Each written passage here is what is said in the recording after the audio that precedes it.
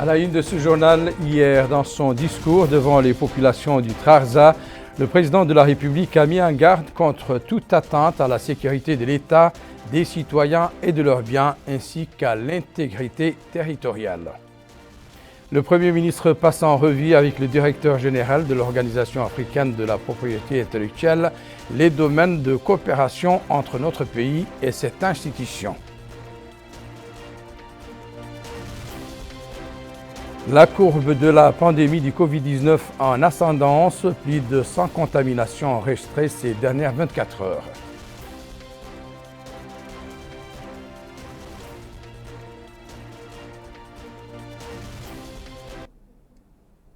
Mesdames, Messieurs, bonsoir et bienvenue à cette édition du journal. Retour ce soir sur la visite de travail du président de la République dans la wilaya du Trarza, visite au cours de laquelle M. Mohamed Ould Cheikh El Ghazouani a lancé la campagne agricole 2021-2022 à partir de la localité de Chichia, avant de procéder par la suite au coup d'envoi d'une série de projets de développement économique à Rosso et Kermessène. C'est une synthèse signée Abdoulaye Damaba. Rosso, une ville stratégique au vu de son potentiel dans le domaine agropastoral et point de passage à destination du Sénégal et des pays de la sous-région, une voie vers l'intégration. C'est cette localité qui a abrité le lancement de la campagne agricole 2021-2022. Zone à vocation agropastorale qui regorge d'un fort potentiel que compte mettre à profit les pouvoirs publics dans l'atteinte des objectifs visés dans le cadre du programme Mes priorités, particulièrement du point de vue de l'atteinte de l'autosuffisance alimentaire. Sur les lieux, le président de la République a eu droit à un accueil chaleureux au cours de cette cérémonie officielle de lancement de cette campagne agricole, en présence d'un parterre de personnalités et d'agriculteurs de la région du fleuve. Le chef de l'État a saisi cette tribune pour indiquer que la sécurité du pays constitue plus qu'une priorité, mais un facteur qui ne saurait faire l'objet d'un compromis. Mohamed Ould Cheikh El Ghazouani a déclaré que la sécurité du pays n'est pas remise en question. Les forces de défense et de sécurité avec la coopération des citoyens veillent au grain. La sécurité, souligne-t-il, est le fondement de tout pays et est sauvegardée grâce au tout-puissant Allah et la vigilance et fermeté des forces armées et de sécurité contre toute tentative de déstabiliser le pays, qu'elle soit interne ou externe. Parmi les facteurs qui peuvent affecter la sécurité, indique le chef de l'État, figure une mauvaise utilisation des nouvelles technologies de l'information et de la communication, dont l'Internet. Il a affirmé, certes, l'avènement d'Internet constitue une révolution technologique à tout point de vue et dont nous avons besoin pour accélérer le rythme d'exécution du travail et renforcer les libertés, notamment dans le domaine des médias et les libertés individuelles et collectives. Toutefois, une utilisation à contre-courant de ces nouvelles technologies peut être susceptible de déstabiliser la quiétude des citoyens et répandre des fausses rumeurs et la haine, chose qui ne se produira pas, renchérit le président de la République. Il n'a pas seulement été fait état de la centralité de la sécurité du pays et des citoyens à Rosso, l'essor, l'évolution et la contribution de ces wilayas au développement du pays ont été largement évoqués durant cette visite du président de la République. Il a, au cours de son allocution, souhaité, au vu de la vocation naturelle de cette localité, qu'elle soit la locomotive de l'effort national pour l'atteinte de l'autosuffisance alimentaire et la sécurité alimentaire du pays.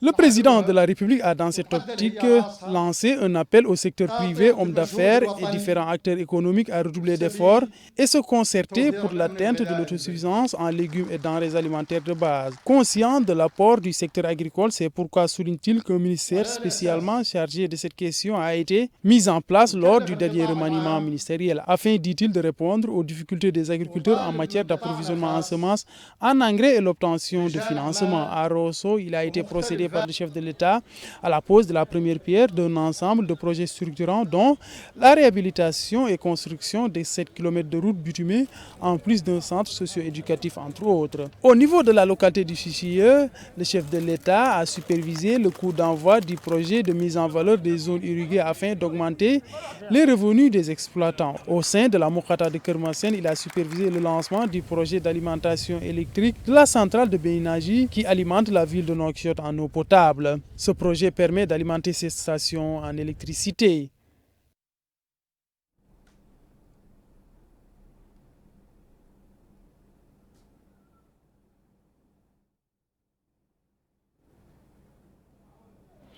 Les relations de coopération existant entre notre pays et l'Organisation africaine de la propriété intellectuelle et les moyens susceptibles de les renforcer et de les développer étaient au menu de l'entretien que le Premier ministre, M.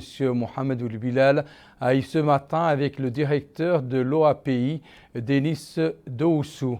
Ce dernier a déclaré au terme de l'entrevue qu'il apprécie le niveau de partenariat existant entre son institution et la Mauritanie. Nous l'écoutons. J'ai eu l'honneur et le privilège d'être reçu par son Excellence Monsieur le Premier ministre, à qui j'ai rendu une visite de courtoisie pour exposer un peu l'excellence des relations entre l'organisation africaine de la propriété intellectuelle et la République islamique de Mauritanie. Et il nous a donné un certain nombre d'orientations pour la réussite de la mission de cette organisation qui est beaucoup orientée sur la promotion de l'innovation technologique et la valorisation des produits de l'agriculture. Nous retournons à Rosso qui a abrité aujourd'hui le lancement par le ministre de la Santé la formation des comités régionaux de lutte contre le tabagisme. Sidi Ould Zahav a mis à profit ses séjours pour visiter l'unité de réanimation du centre médical de Rosso, Abdoul Adamaba. Les comités régionaux qui ont été mis en place dans le cadre de la lutte contre le tabagisme bénéficient de cette formation afin de leur permettre d'accomplir convenablement leurs tâches. Cette rencontre s'est déroulée en présence des autorités administratives, sécuritaires et sanitaires de Cellulaïa. Le ministre de la Santé, Sidi Ould Zahav, a précisé que le tabagisme constitue une menace pour la santé publique car pouvant être à l'origine de plusieurs maladies. Les données, souligne-t-il, prouvent la prévalence du tabagisme. Ainsi, 7,5% des recettes des taxes prélevées sur le tabac ont été allouées au Centre national d'oncologie ainsi qu'à la prévention des maladies non transmissibles par le biais du Fonds national de lutte contre le tabac. Le ministre de la Santé a par ailleurs visité le centre de santé de Rosso en compagnie du Wali de Cellulaïa. Ils se sont rendus à l'unité de réanimation de cette infrastructure hospitalière qui vient d'être inaugurée. Il a dans ce cadre eu droit à des explications détaillées de la part du directeur du centre hospitalier de Rosso. Je vous le disais en titre, la courbe de la pandémie du Covid-19 a subitement grimpé ces dernières 24 heures en termes de nouvelles contaminations. En effet, 102 personnes ont contracté le virus selon le bulletin quotidien du ministère de la Santé qui relève par ailleurs la guérison de 36 personnes. Heureusement, aucun décès. Les cas positifs s'élèvent à 21 236. Les guérisons sont de 20 016 et les décès malheureusement de 489. Nous allons à présent nous rendre à Nouadhibou où les représentants des pharmacies ont été invités par le Wali à contribuer à la réussite du plan sécuritaire régional. C'était à l'occasion d'une réunion au cours de laquelle ce plan a été passé au peigne fin. Mohamed Khatat. Les locaux de la wilaya de Dakhlet Nouadhibou ont abrité une réunion relative à la réussite du nouveau plan sécuritaire régional autour du Wali, M. Yahya ou le Cheikh Mohamed Val, du maire de Nouadhibou, M. Al-Qasm Belali, des représentants des pharmacies et des dépôts pharmaceutiques, ainsi que les responsables sécuritaires de la wilaya. Au cours de la réunion, le Wali a indiqué que cette rencontre s'inscrit dans le cadre de la campagne de sensibilisation des différents acteurs pour la réussite des plans sécuritaires régionaux. En tant que pharmacien, a-t-il dit, vous avez une responsabilité certaine car il y a des médicaments que vous vendez qui sont utilisés par les jeunes du fait de leur propriété psychoactive. Leur vente doit être sous condition et en les vendant, vous devez savoir à qui vous les vendez. Si vous y veillez, vous aurez contribué à la réussite de cette campagne sécuritaire. L'État a pris toutes les mesures pour assurer la sécurité et en a les moyens, mais il y a un rôle que doivent jouer les citoyens. Les intervenants, parmi les représentants des pharmacies, ont salué les ajustements du plan sécuritaire qui, selon eux, répondent à des préoccupations locales et se sont engagés à contribuer pour que les nouvelles mesures soient couronnées de succès. Nous avons pris bonne note et nous comptons apporter notre contribution au succès du plan sécuritaire mis en place, ont déclaré les uns et les autres. C'est dire que la rencontre a été l'occasion de disséquer le nouveau plan sécuritaire et de mettre en avant la nécessité de la participation de tous, notamment les personnes en charge des dépôts de médicaments et des pharmacies. Dans la wilaya de l'Adrar, une caravane médicale sillonne présentement les différentes localités de cet espace. Des consultations gratuites ciblant diverses pathologies sont effectuées par une équipe de praticiens généralistes et spécialistes au profit notamment des populations des zones les plus enclavées. Fatimetou Moulaïzen. Le premier jour de la caravane médicale chirurgicale de l'Adrar a été marqué par une grande affluence des citoyens désireux de se soigner. Le démarrage des activités de cette caravane sanitaire a été l'occasion pour le wali de l'Adrar, M. Haddalim Pali Yatera, de déclarer: Nous sommes là aujourd'hui pour le lancement de la caravane sanitaire organisée par des jeunes et des cadres de la wilaya. C'est une caravane qui va sillonner toute la wilaya. Donc, toutes les Mourata vont avoir une équipe pour une durée de 5 jours. Donc, quand on fait un geste, la réponse, c'est de dire merci. Donc, nous remercions les initiateurs pour cet acte de très bonne volonté. Il est à noter que la caravane dispensera des traitements qui ont été arrêtés en concertation avec les autorités sanitaires locales à partir des besoins des habitants de la wilaya. Selon Sidi Oussid Ahmed, coordinateur de la caravane médicale chirurgicale de l'Adrar, des équipes seront dépêchées à Oujeft, Chinguetti et Wadan, tandis que 4 spécialistes sont mobilisés pour le centre de santé de la ville d'Attar et 7 autres spécialistes dispensent des soins au centre hospitalier de la wilaya. Il a ajouté que plus de 3000 personnes souffrant de diverses maladies ont été enregistrées et qu'elles bénéficieront de consultations gratuites et de médicaments appropriés.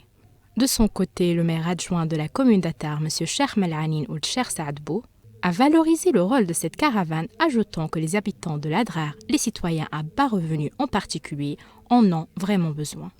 Il importe de souligner que dès les premières heures de la journée, les populations ont afflué des 4 coins de la wilaya pour bénéficier des auscultations, des traitements et des opérations chirurgicales gracieusement délivrées par la caravane médicale pour laquelle ils ont exprimé leur gratitude. Les uns et les autres ont déclaré leur satisfaction pour la venue de cette caravane soigner localement les citoyens qui en ont vraiment besoin. Pour sa part, le professeur Sid Ahmedoul Mogaye a expliqué que de telles caravanes ont désormais besoin d'être appuyées en raison de leurs contributions nombreuses et variées en termes de consultation, de traitements gratuits et de distribution de médicaments. Est de préciser que la caravane comprend des spécialités telles que la stomatologie, la gynécologie, l'obstétrique, les maladies cardiovasculaires, l'endocrinologie, la pédiatrie, l'ophtalmologie, l'otorino-laryngologie, la chirurgie générale, l'orthopédie, la radiologie, les examens et la mise à disposition de médicaments gratuits. La caravane poursuit ses activités jour et nuit pour être au chevet des centaines de patients. Selon Baba Ould Beyrouk, membre de la caravane, plus de 800 consultations ont été faites, dont 150 consultations ophtalmologiques, 100 en cardiologie, stomatologie et d'autres spécialités en plus de 3 cas que nous avons pris en charge à 100%. 5 jours durant, cette caravane médicale chirurgicale visitera les différentes muqata'a de la wilaya de l'Adrar pour prodiguer des soins aux citoyens dans toutes les spécialités médicales. Un atelier de sensibilisation organisé par le ministère de l'Environnement et du Développement durable a été lancé lundi matin à Kifa pour renforcer les capacités d'inclusion et d'adaptation à une approche systématique dans les plans de développement local. Les participants à cet atelier de 3 jours suivront des présentations et des conférences sur les effets du changement climatique et les mécanismes qui peuvent être adoptés pour s'adapter aux effets négatifs de ces changements. Amina Mitrlil.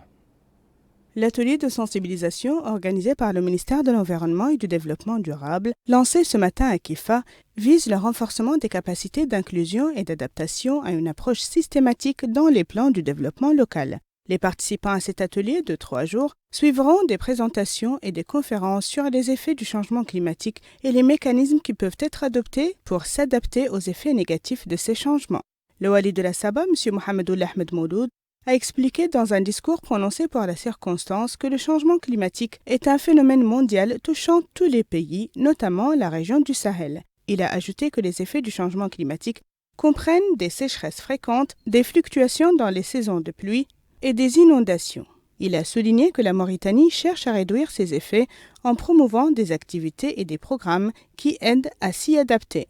De son côté, le directeur des changements climatiques et de l'économie verte au ministère de l'Environnement et du Développement durable a expliqué que l'objectif de la visite est d'informer les représentants des 3 communes concernées ainsi que les autorités locales de la réalité du phénomène et son effet sur le milieu, ainsi que les mesures qui doivent être prises pour atténuer l'impact du phénomène du changement climatique. Prennent part à cet atelier durant 3 jours des représentants des communes de Boumdeid, d'Ahsayitine et de Nouamlin.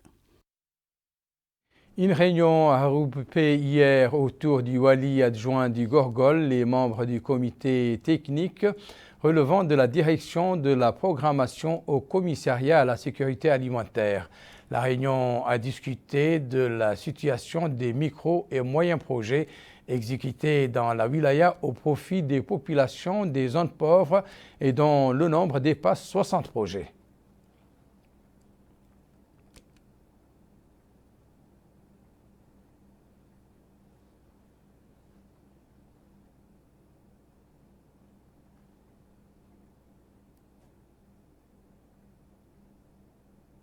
Et dans la wilaya du Guidimara, l'opération de distribution des cartes d'assurance maladie a été inaugurée par la remise de 300 de ces cartes à des personnes handicapées. Le coup d'envoi de cette opération a été supervisé par les autorités administratives de la wilaya, Houroul Mouila.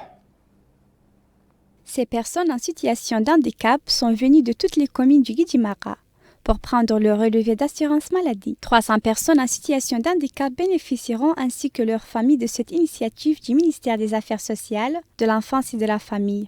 La cérémonie de remise des attestations d'assurance maladie s'est déroulée sous la supervision du Wali Moussaïd du Guidimara, M. Sidi Mohamed ou Mohamed Ali Souirem, des autorités administratives et sécuritaires et des élus, a indiqué que ce processus est inclus dans le cadre exécutif du secteur des affaires sociales, de l'enfance et de la famille, dans le programme du président de la République, M. Mohamed Ould Cheikh El Ghazouani, Mes engagements, qui vise à fournir des assurances maladie à des catégories importantes de citoyens, en particulier les personnes en situation d'handicap. Ce processus permettra de contribuer efficacement à atténuer les impacts de l'handicap, à travers l'accessibilité des bénéficiaires aux services de santé. C'est l'occasion ici de remercier les autorités gouvernementales, lesquelles, grâce à la volonté du président de la République qui a lancé en avril 2020 cette initiative salutaire au profit des personnes handicapées pour leur prise en charge à l'assurance maladie, ce qui dénote de l'importance et la place accordée aux franges vulnérables de la population mauritanienne. Dès le lancement de cette initiative, le Bureau international du travail, à travers le projet pilote de modèle intégré de protection sociale au Guidimara, mis en œuvre par le Bureau international du travail, l'UNICEF et le PAM, a répondu favorablement à l'appel du MASEF pour la prise en charge de 300 handicapés au niveau des 18 communes de la wilaya du Guidimara. Cette initiative, dont le processus de sélection s'est déroulé en toute transparence. Et ce, grâce au travail abattu par les équipes du MASEF, notamment la direction des personnes handicapées, en collaboration avec la Fédération nationale des handicapés. La maire Moussaïd de la commune de Selibabi a félicité le ministère des Affaires sociales, de l'enfance et de la famille pour ses gestes au profit des personnes en situation d'handicap. Elle a souligné les répercussions positives que cela aura sur leurs conditions de vie. Elle a indiqué que la commune a à cœur leur situation. Les personnes en situation d'handicap ont exprimé leur joie d'avoir cette assurance maladie. Ils ont remercié l'État pour son intervention à leur faveur, ce qui souligne qu'il leur permettra de surmonter des difficultés inhérentes à leur situation afin de pouvoir vivre leur vie normalement. Des cartes d'assurance maladie ont été distribuées à ceux qui en ont besoin pour que les personnes en situation d'handicap puissent retourner dans leur famille assurée. L'État continuera à prendre soin d'eux jusqu'à ce qu'ils obtiennent les prestations qui leur sont allouées dans le programme du président de la République. Les concours pour l'obtention du certificat d'aptitude professionnelle et du certificat de niveau technique ont débuté hier dans les écoles d'enseignement technique et professionnel. 48 élèves à Zouérat et autant à Kaïdi ont passé les épreuves de concours auxquelles prennent part cette année plus de 100 postulants dans diverses filières. Naja Jekani. Les locaux de l'école de l'enseignement technique et de la formation professionnelle de Néma ont abrité les épreuves du concours de la formation professionnelle.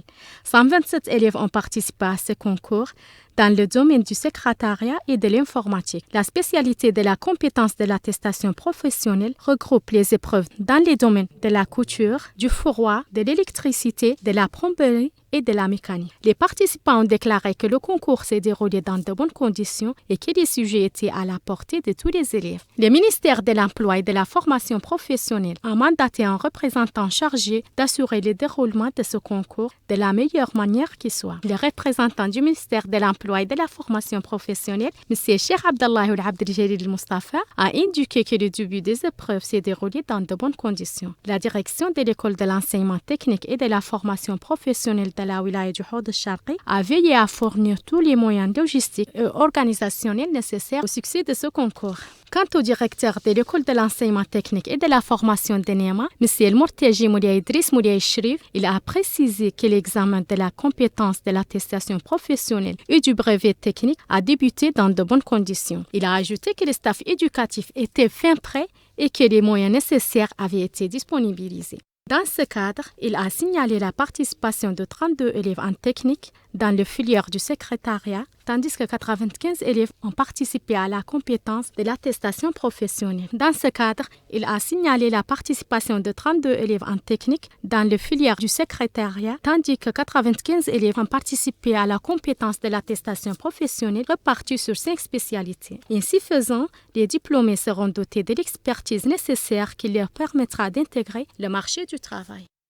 Par ailleurs, dans la wilaya du Tur-Zamour se déroule le concours pour 2 diplômes professionnels pour lesquels se présentent pour la première fois les élèves de la wilaya. Au niveau de l'école de l'enseignement technique et de la formation professionnelle, 26 élèves participent au concours de la compétence de l'attestation professionnelle, tandis que 22 participent au concours du brevet technique. Il fut un temps où les élèves du Tur-Zamour étaient obligés de se rendre dans d'autres villes pour passer les épreuves à ces 2 diplômes.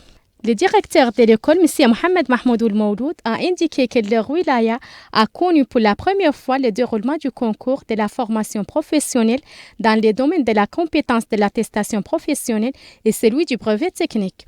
Le succès des élèves à ce concours, dit le directeur de l'école, leur permettra d'intégrer le marché du travail.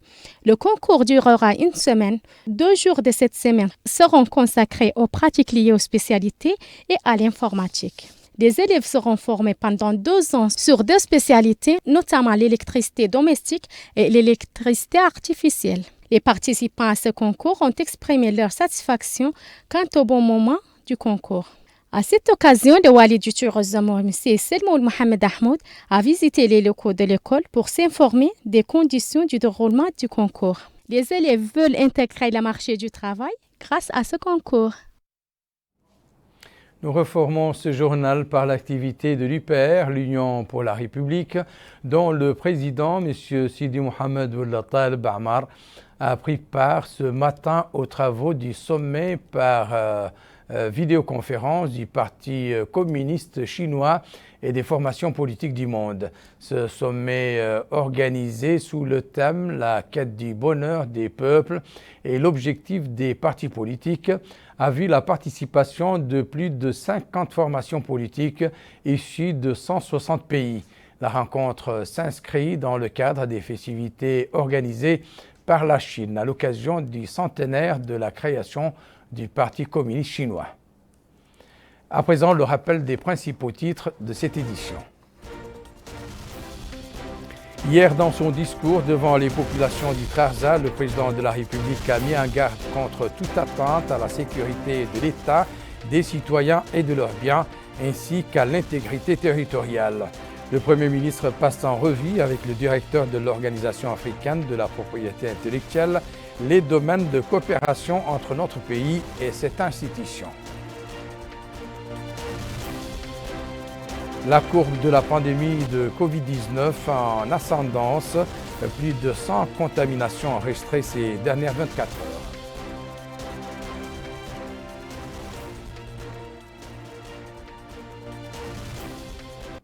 C'est la fin de cette édition. Merci pour votre attention. Excellente suite de programme avec le reste des émissions d'El Mauritania. Au revoir.